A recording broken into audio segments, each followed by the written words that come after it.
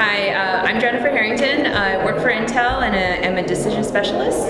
Hi, I'm George Cleveland. I also work for Intel, and I also am a decision specialist. So we decided to do this a little bit different, and we're going to actually tell each other our beignets since we haven't been able to hear about that. So I'll go first. So there's many aspects about DAAG that's kind of hit home for me, but I think the one that's kind of resonated with me the most has to do with an experience I had actually last fall. So I own a 8-year-old dog who actually has not been living with me because didn't get along with my son at all, and so he's been staying in Chicago with my brother. So one day in the fall, I get a call from my brother and frantic saying, "Hey, we have to take Caesar to the hospital. He's not feeling well, and they think there might be some stomach issues, but the veterinarian wants to do this testing to see if he's actually got pancreatitis." And he wanted to call me because obviously Caesar's my dog, so I would ultimately be the decision maker on that. So I kind of asked him, I said, well, what did they say, that you should do in the meantime? Because the testing would take about 48 hours to actually get the results back. And he said, well, they said just put him on a bland diet of, dog food and water and just kind of monitor him.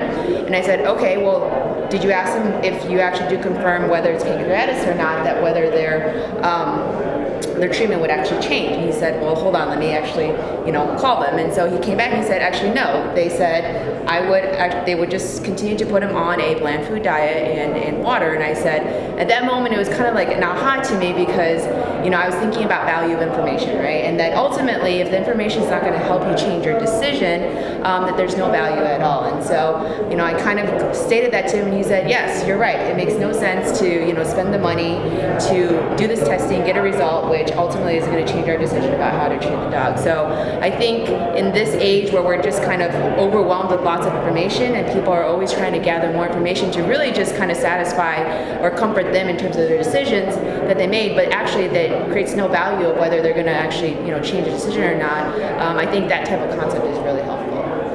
That was outstanding. Thanks, Jen. No problem, George. So mine is around embracing and understanding uncertainty.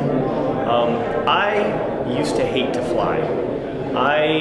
In my mind, I knew that getting in a cab and then going to the airport was far more dangerous than getting on a plane and flying wherever I would go. But I still had a hard time of embracing the uncertainty associated with that and understanding the risk in a way that was meaningful to me.